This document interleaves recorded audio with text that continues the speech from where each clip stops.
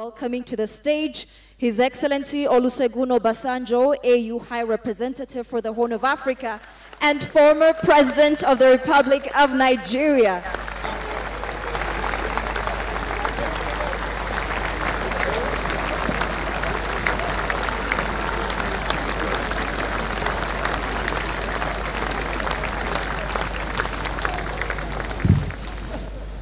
Your Excellencies, if the distance is long, we can cut it short by running.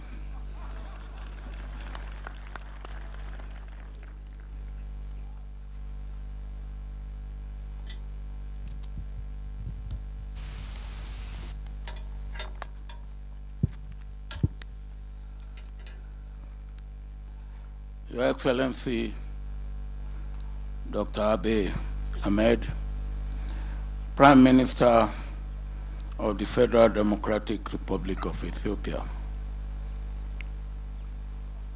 Excellencies, my dear brother, former President Uhuru Kenyatta, and my dear sister,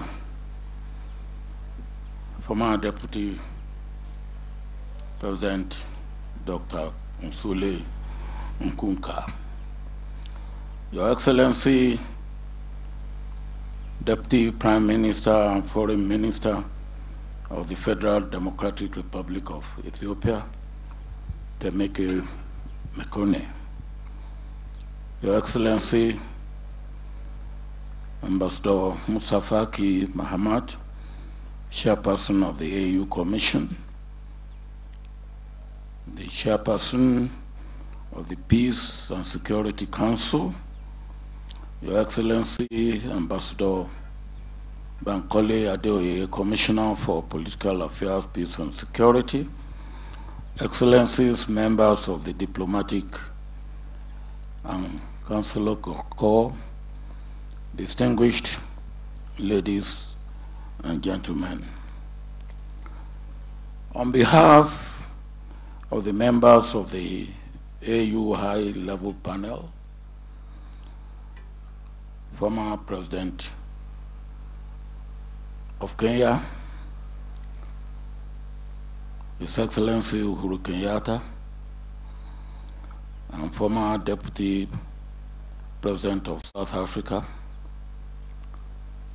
Dr. Ponsule, I wish to thank the Prime Minister and the federal government for organizing this important event that brings us together to take stock of lessons learned from the Africa Union-led and Ethiopian-owned peace process, as well as to also congratulate ourselves for the commendable work that has brought lasting peace to this beautiful country of Ethiopia. From my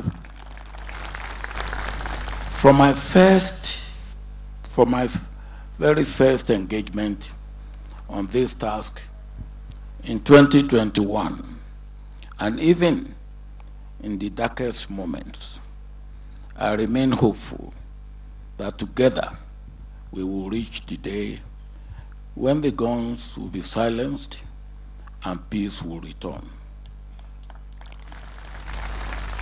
Much of the success in the peace process is owed to the leadership of His Excellency Dr. Abiy for his steadfastness and the bold steps he took in the interest of peace. We really commend your effort, Mr. Prime Minister. Of course, we cannot fail to mention the bravery, too, of the leadership of the TPLF. Peace is always a collaborative process to be achieved and to be sustained. There's a famous saying, success has many parents, while failure is an orphan. And the success of the Ethiopian peace process owes a debt of gratitude to many others, whom I would like to acknowledge.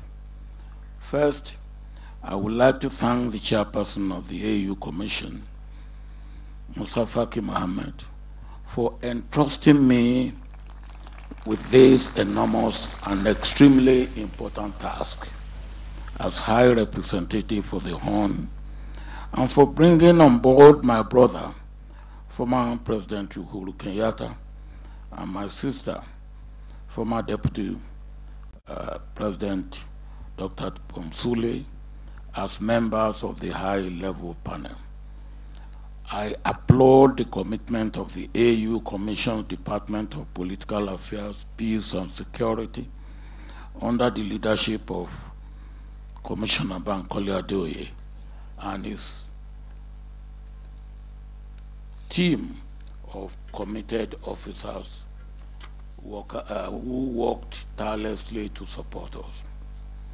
I express my gratitude to the observers and broader international community for their facilitation and support of the process, political, technical, logistical, and financial. I would like to make a special note of thanks to the government and people of South Africa for hosting the peace talks, as well as to the government and people of Kenya for hosting the Nairobi 1 and Nairobi 2 follow-up processes. The diplomatic and political support of the Peace and Security Council cannot be neglected or ignored. Excellencies, since the deployment of the monitoring, verification, and compliance mechanism to monitor the implementation of the cessation of hostility agreement, we have continued to register positive gains in the field, thanks to the goodwill of the parties and the broader population. It is imperative that we continue to provide the necessary support for the monitoring, verification, and compliance mechanism in order to harness the gains and maintain momentum. Following the handover of the heavy weapons, the next phase of demobilization, namely the question of small arms and light weapons, the clearance of included ordinances, the full relocation of combatants to designated sites, the resumption of schools, public transport, and health services will become the focus of attention and are critical to the success of the implementation process of the cessation of hostility agreement. It is important that momentum is not lost in the implementation of the cessation of hostility agreement because of outstanding political issues. It is therefore important that the political dialogue should start urgently so that the Ethiopian people can define their future together and ensure that they never again go to war against one another. We have come here to celebrate our hard-won achievement. However, in a necessary world of realism, it is important to acknowledge that the process towards rebuilding the physical infrastructure and social fabric of Ethiopian society has only just begun. To use words used in the aftermath of another terrible civil war, the war in the former Yugoslavia, a war is not a war until a brother kills a brother. So, while it is important that we celebrate our success of a brother not killing a brother anymore, we should also take this opportunity to reaffirm our commitment to peace and to work with and support the Ethiopian government and people to repair the damage wrought by this terrible war. To this end, the AU and its member states must continue to accompany the process in whatever positive way they can, as this will also contribute to and further encourage the voluntary return of internally displaced persons and refugees. Thus, it is important that as the population returns, the recently appointed interim regional administration and the federal government should put in place the requisite plans and support mechanism for the restoration and opening of schools and other essential facilities affected by the conflict. Excellencies, during a recent meeting of the Joint Committee on the implementation of the cessation of hostility agreement, the party's representatives spoke with despair about the cost of the war and the many lives lost. We mourn with you the life lost, but we also share the joy and we celebrate with you the end of the war.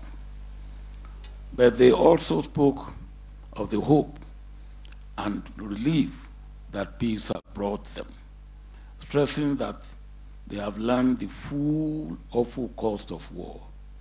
It is this message of hope and affirmation that I want to leave with you as I invite you to continue cooperating and supporting the AU as we accompany Ethiopia on this journey of reconciliation, rehabilitation, reconstruction, and durable peace and development.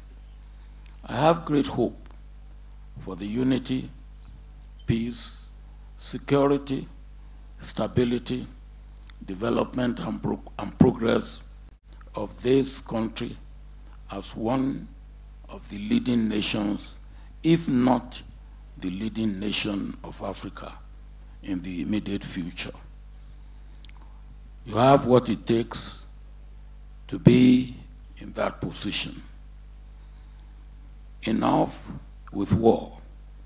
Let's sustain peace. In this case, we must treat peace like we treat love, not to be taken for granted. Peace must always be massaged. I thank you for listening.